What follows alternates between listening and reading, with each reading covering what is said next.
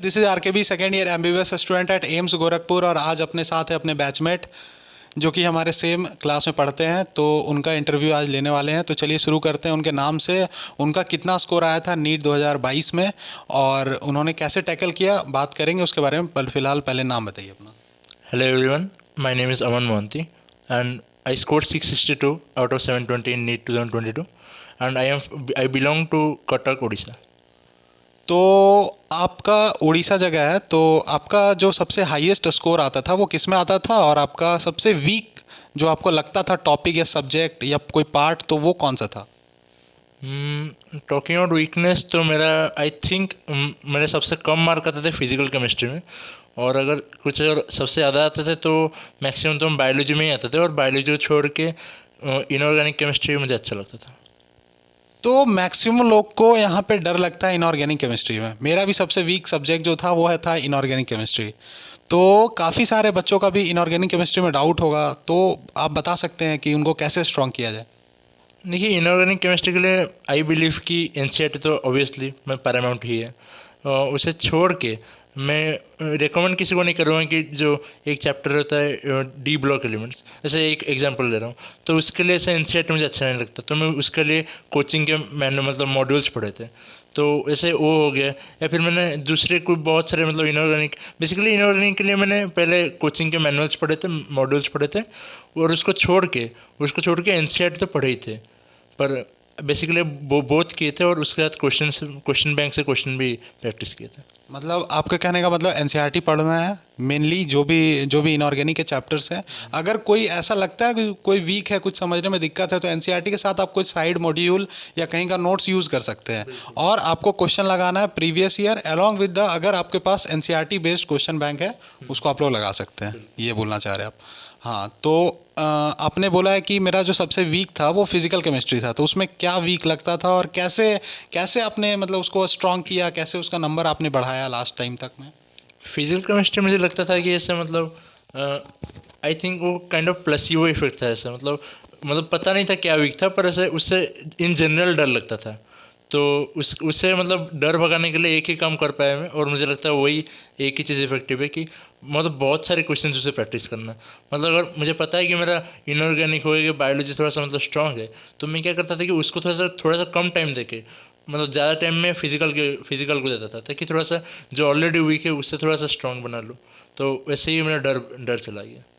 हाँ, तो एक चीज़ मैं यहाँ बोलूँगा ना कि अभी आपके पास टाइम है, 2.5 महीना है, तो अभी आप 10-15 दिन में आप ऐसा कर सकते हैं कि जो भी आपका वीक है उसको ज़्यादा टाइम दीजिए।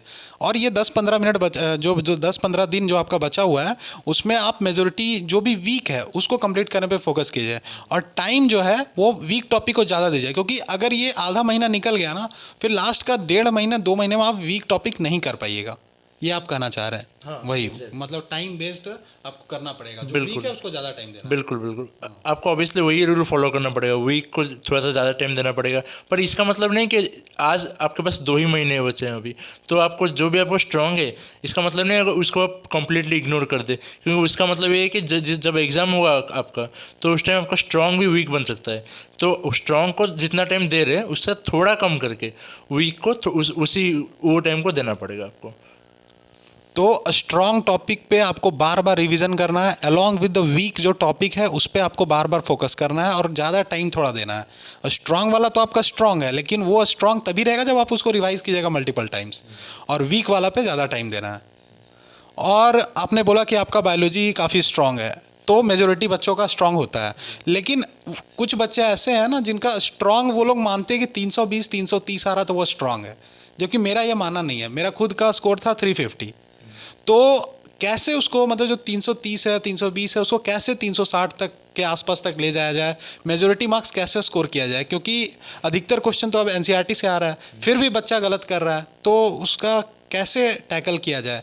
क्योंकि कुछ टॉपिक्स असर्शन रीजन भी आ रहे हैं, कुछ जो मैच रहता है वो आ रहे हैं, और कौन सा कितना स्टेटमेंट सही है ऐसा भी क्वेश्चन आ रहा है, तो किस तरीके से हैंडल किया जाए और कैसे मैक्सिमाइज किया जाए मार्क्स को?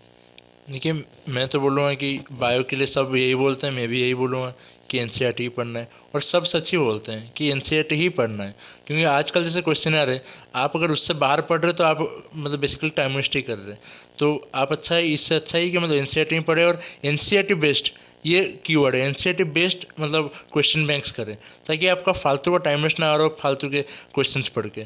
तो ये तो मैं बोलूँगा कि वो तो करना ही है। उसके साथ साथ बात है कि रेगुलरली रिपीट करना है। ये नहीं सोचना है कि जैसे मान लीजिए मेरा जूलॉजी का डाइजेशन ऑब्जर्वेशन चैप्टर स्ट्रॉन्ग है, तो इससे ये नहीं करना है कि वो चैप्टर अभी 8 महीने के लिए छोड़ देना है। अभी अगर स्ट्रॉन्ग है तो इसका मतलब है कि स्ट्रॉन्ग के साथ उसे फिर भी रिवाइज करना है सारे चैप्टर्स को। बायो हम बहुत बहुत बच्चे क्या करते हैं कि बायो स्ट्रॉन्ग होता है इसलिए उसे थोड़ा इग्नोर ही कर लेते हैं डायरेक्टली। तो उससे क्या होता है ना कि सिली मिस्टेक्स बहुत सारे हो जाते हैं एग्जाम में, वो पता होता है उन्हें आंसर, पर वो एंड मोमेंट में भूल जाते हैं ड्यू टू सम मतलब स्ट्रेस हो गया, कुछ भी हो गया। अगर आप बहुत बार प्रैक्टिस किए होंगे तो आप स्ट्रेस को भी ओवरकम कर सकते हैं मतलब मैक्सिमली। तो यही बोलूँगा मैं। तो हाँ, ये बात आपने सही बोली है कि ये जो आपका जो टाइम है ना, और ये जो आपने बोला कि वीक टॉप मतलब स्ट्रांग होते हुए भी आदमी क्या करता है ना, उसको नेगलेक्ट करने लगता है, तो सिली मिस्टेक बहुत ज़्यादा बढ़ जाता है। तो इसीलिए आप लोग नेगलेक्ट मत कीजिएगा। बायो भी आपको डेली एक पर्टिकुलर टाइम देना होगा, चाहे आप जितना भी टाइम दें, 1 घंटा 2 घंटे जितने भी टाइम है, बट उसको आप लोगों को बार बार रिवाइज करना है ताकि आपका सिली मिस्टेक कम हो। यही कारण है मेजोरिटी लोग का 360 नहीं आ पाता है, क्योंकि पूरा क्वेश्चन 360 नंबर का वहीं से आता है, एनसीईआरटी से ही, लेकिन नंबर 330-35 पे ही अटक जाता है। यही कारण है मेन। तो इतना तो हम लोगों को समझ में आ गया। अब एक चीज़ हम लोग जानना चाहेंगे कि ये जो अभी जो AITS जो चल रहा है, जो भी PWLN आकाश या जो भी है, उसका क्या इंपॉर्टेंस है? क्या आपको कैसा लगता है, कितना ज़्यादा इंपॉर्टेंस रखता है नीट क्लियर करने में? देखिए ऑनेस्टली बोलो तो मुझे लगता है बच्चों को देना चाहिए वो, क्योंकि आई फील कि मतलब it makes you understand where you stand in the ongoing national competition. उससे पता चलता है कि ऑल्दो कम्प्लीटली ट्रू रिप्रेजेंटेशन नहीं है, क्योंकि वो उसमें बहुत कम बच्चे होते हैं और एक ही कोचिंग के मैक्सिमम बच्चे होते हैं, पर फिर भी आपको एक मतलब रफ आइडिया तो मिलता है कि आप कहाँ पे स्टैंड करते हैं। सपोज़ आपका उस एग्ज़ाम में रैंक आ रहा है 10,000, तो आप मान के ही चलिए कि आपका मतलब मेन एग्ज़ाम में नीट में 2-3 लाख तो आ ही जाएंगे।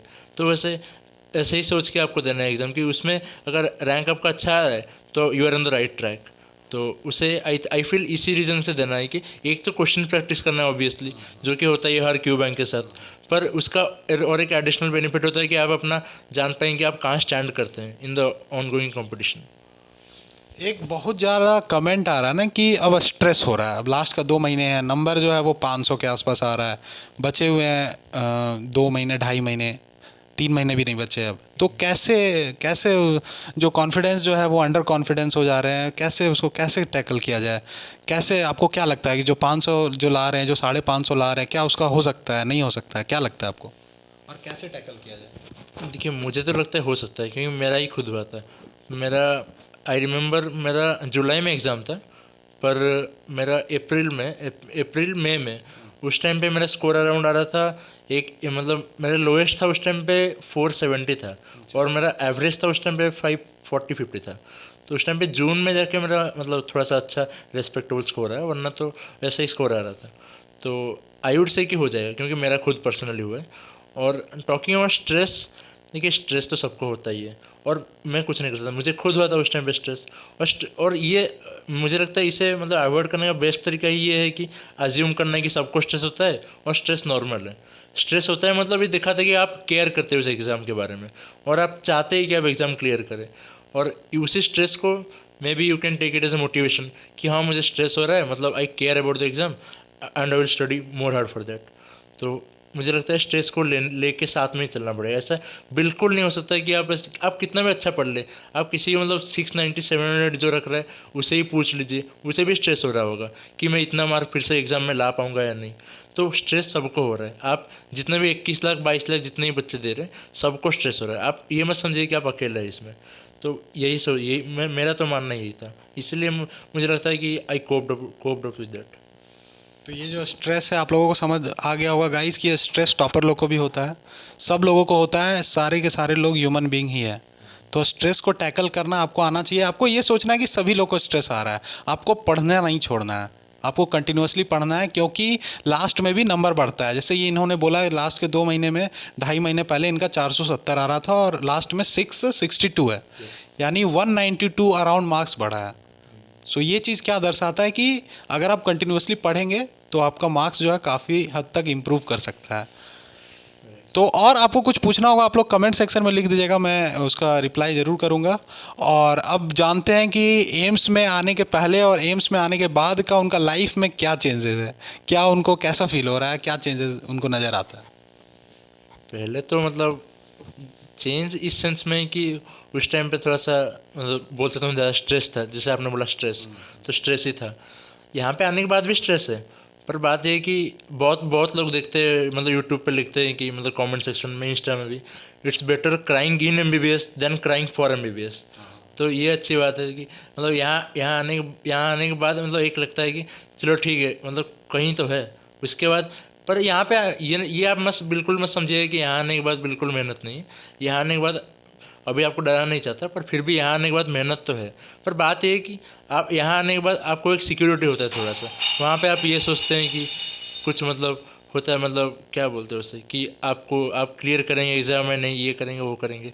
यहाँ पे आने के बाद आपका स्ट्रेस थोड़ा कम हो जाएगा। यहाँ पे आपको एक मतलब लार्ज ग्रुप ऑफ फ्रेंड्स मिलेंगे, उनसे आप मतलब एंजॉय कर पाएंगे अपना लाइफ।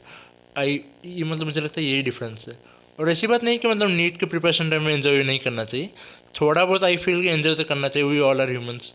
तो मैंने खुद ऐसा तो नहीं कि मैंने खुद ऐसे मतलब ज़िंदगी भर पढ़ा ही था।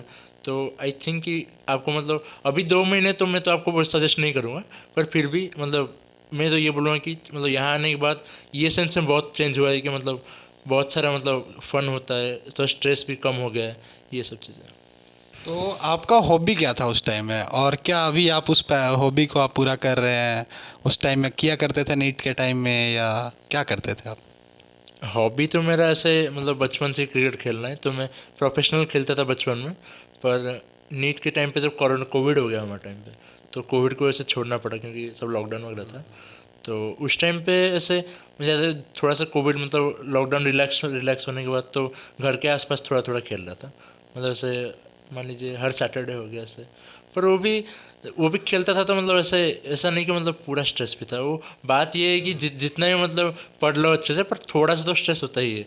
तो उस टाइम पे भी खेलता था थोड़ा बहुत, थोड़ा थोड़ा। पर यहाँ आने के बाद है कि यहाँ आने के बाद हम मतलब ऑलमोस्ट मतलब रेगुलरली खेलते हैं हम क्रिकेट।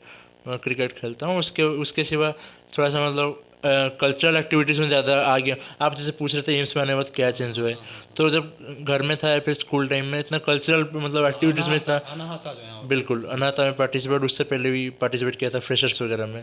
पर वो स्कूल टाइम में ये सब नहीं किया करता था मैं। यहाँ पर एक अच्छा सपोर्ट सिस्टम है, मतलब ग्रुप ऑफ फ्रेंड्स है जो कि मतलब मोटिवेट करते हैं तुम्हें और मतलब आगे और कुछ एक्स्ट्रा ट्राई नया ट्राई करने में। तो ये सब मैं बोल सकता हूँ कि यहाँ आने के बाद किया हूँ। अभी मतलब ऐसे कल्चरल करते हैं बेसिकली, पर sports is my number 1 priority. मतलब स्पोर्ट्स में मतलब बेसिकली क्रिकेट छोड़ के मैं और भी बहुत कुछ खेलता हूँ, जैसे TT हो गया, मतलब बैडमिंटन हो गया, लॉन टेनिस भी आजकल नया नया ट्राई कर रहा हूँ जैसे। और नीट के टाइम में आपके फ्रेंड्स थे, या आप मतलब अलग टाइप के बंदे हैं कि आप इंट्रोवर्ट है या एक्सट्रोवर्ट है उस टाइप से। नहीं देखिए, ऑनेस्टली बताऊँ तो फ्रेंड्स थे मेरे। I have a group of 5 friends जो मतलब हम मतलब बहुत पहले साथ हैं, मतलब 7-8 साल से मतलब साथ हैं। तो मतलब वो मेरे लिए बहुत एक्चुअली बहुत सपोर्ट सिस्टम की तरह काम किए थे। वो मतलब कभी मतलब ऐसे स्ट्रेस वगैरह किसी को भी होता था, मुझे होता था, उनको होता था, हम ऐसे बाहर जाते थे, चाय वगैरह पीते थे, मतलब लॉन्ग ड्राइव इवन बहुत बहुत बार मतलब लॉन्ग ड्राइव पे भी गए हैं, मतलब ऐसे मज़े करते थे। ताकि इससे हेल्प होता था कि सबका मतलब ऐसे मतलब मूड ख़राब नहीं होता था, मतलब मूड सबका मतलब लाइट रहता था, एलिवेट रहता था। और उस टाइम पे तो कोविड का टाइम भी था, तो उस टाइम पे स्पेशली चाहिए था कि मतलब थोड़ा सा कुछ मूड मतलब फ्रेशन रहो। ऐसी बात नहीं कि मतलब पूरा घर में बैठे बैठे पूरा रोस्ट हो जाओ। तो बात ये तो मतलब आई फील कि मतलब दोस्त बहुत ज़रूरी होते हैं, उस टाइम पे थे मेरे दोस्त। तो लास्ट 2 महीने बचे हुए हैं, तो आखिरी टिप्स जो आप बच्चे को देना चाहते हैं, नीट एस्पिरेंट्स को देना चाहते हैं, क्या उनको फॉलो करना चाहिए लास्ट 2 महीने में, लास्ट टिप्स जो कंक्लूजन आप देना चाहते हैं। देखिए, बोलूँगा जिसका अच्छा हो रहा है उसके लिए तो ये बोलूँगा कि अच्छा हो ही रहा है, बस कंटिन्यू करिए उसे, अच्छा हो जाएगा, आप सिलेक्शन हो जाएगा आपको। और जिसका भी बुरा हो, मतलब इतना मतलब क्या बोलते हैं उसे, मतलब जिनका 500 के आसपास आ बिल्कुल रहा है। जिसे मतलब कॉलेज मिलने का मतलब मार्क नहीं टच कर पाए, तो मैं तो अभी बोलूँगा मेरा क्या, किसी का भी बहुत सारे ऐसे एग्जांपल मिलेंगे आपको, मेरे से भी बेटर एग्जांपल मिलेंगे जिनका मतलब और ज़्यादा जंप हुआ है लास्ट में। तो आप तो ये सब एग्जांपल मतलब ऑलरेडी प्रेजेंट है, और आप सोचिए कि आप इन एग्जाम्पल्स का पार्ट भी हो सकते हैं। तो ये मैं तो बोल रहा हूँ कि आपका मतलब बस हौसला मतलब नीचे नहीं करना है, मतलब मोटिवेटेड रहना है, भरोसा करना है। पहले पहले जब तक आप सोचेंगे नहीं कि आप मतलब आपको मिल सकता है कुछ चीज़, तो आपको नहीं मिलेगा। तो आप ठान लीजिए कि हाँ आपको मिलेगा, फिर देखा जाएगा कि आपको मिलता है या नहीं। आपका मार्क्स कितना भी आ रहा हो, 300, 400, 500, 600, आपको मेहनत करना ही करना है। आपको ये नहीं पता है कि लास्ट में कैसा क्वेश्चन आने वाला है। हो सकता है आप जो पढ़ के गए वही आने वाला है, क्या पता आपको। हो सकता है आपका 400 भी आ रहा हो, उस समय 600, 620, 630 आ जाए। ऐसा कुछ नहीं कहा जा सकता। लास्ट के 2 महीने में मैंने ऐसे ऐसे बंदे को भी देखा है ना, जो 400, 425 से भी 620-30 तक गया है। और एक केस तो मैंने देखा है, अभी एक केस आया था, जो जिस बंदे का मतलब पिछले साल, मतलब जिस साल उनका हुआ उसके पिछले साल उसका मार्क्स था कितना, 70 के आसपास था, और वो अगले साल निकाला तो उसका मार्क्स था 622, यानी 560 नंबर वो बढ़ाया था बंदा वो 10 महीने में। तो ऐसा कुछ नहीं कहा जा सकता कि कितना नंबर बढ़ेगा, ऐसा आप कुछ डिसाइड नहीं कर सकते हैं। वो तो आपका मेहनत पे भी डिपेंड करेगा, और वो जो क्वेश्चन आ रहा है उस पर भी डिपेंड करेगा।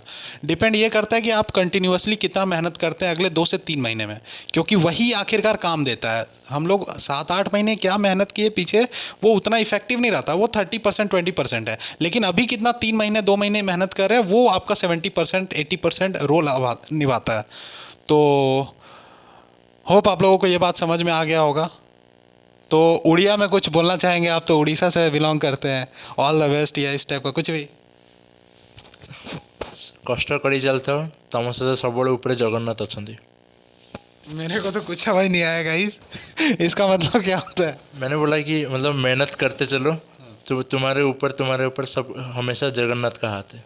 जय जगन्नाथ। जय जगन्नाथ। सो लास्ट में वही बोलूंगा, मेहनत कर रगड़ के और रिजल्ट ला चमक के। एनी डाउट कमेंट सेक्शन में लिखिए, मैं ज़रूर रिप्लाई करूंगा। Thank you.